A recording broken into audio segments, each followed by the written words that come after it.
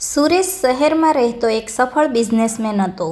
પૈસા, મોટું ઘર, ગાડી બધું જ હતું તેની પાસે. પણ એક વસ્તુ ધીમે ધીમે તેના જીવનમાંથી ગાયબ થતી હતી.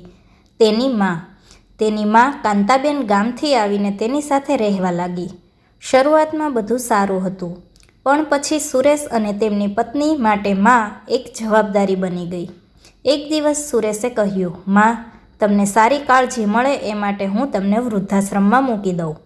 માના હૃદય પર ઘા પડ્યો, પણ તેણે માત્ર એટલું જ કહ્યું, બેટા, જો તને એમાં ખુશી હોય તો તું મને કોઈ વાંધો નથી. માં વૃદ્ધાશ્રમમાં રહેવા લાગી. દરરોજ તે દરવાજા તરફ જોઈને રાહ જુએ, કદાચ આજે મારો દીકરો મને લેવા આવશે. પણ દિવસો પસાર થયા, કોઈ આવ્યું નહીં. એક દિવસ માને ખબર પડી કે શહેરમાં એક ધનિક સ્ત્રી જરૂરિયાતમંદ લોકોને મદદ કરે છે. માના મનમાં એક વિચાર આવ્યો. થોડા દિવસ પછી એક અજાણી અમીર સ્ત્રી સુરેશના ઘેર આવી. તે ભવ્ય સાડીમાં હતી, ચહેરા પર ચશ્મા અને અલગ વેશમાં. તે બોલી, હું એક ચેરિટી માટે લોકોની મદદ કરું છું. હું તમારા પરિવાર વિશે જાણવા આવી છું.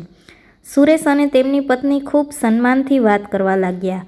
એ સ્ત્રીએ ધીમે ધીમે વાતમાં પૂછ્યું, તમારી માં ક્યાં છે? સુરેશ થોડી ક્ષણ માટે ચૂપ રહ્યો, પછી બોલ્યો, એ વૃદ્ધાશ્રમમાં છે. સ્ત્રીએ ગંભીર અવાજમાં કહ્યું, જે વ્યક્તિ પોતાના માતાને રાખી શકતો નથી તે સમાજ માટે શું કરશે? આ શબ્દો સીધા સુરેશના દિલમાં વાગ્યા. એ સ્ત્રીએ ચશ્મા ઉતાર્યા અને કહ્યું, બેટા, મને ઓળખ્યો નથી? સુરેશ ચોંકી ગયો. માં? તેની આંખોમાંથી આંસુ વહેવા લાગ્યા. તે માના પગે પડી ગયો. માફ કરી દો માં, હું બહુ મોટો ગુનો કરી બેઠો. માએ તેને ઉઠાવ્યો અને કહ્યું, મારે તારા પૈસા નથી જોઈએ, મને ફક્ત તારો પ્રેમ જોઈએ.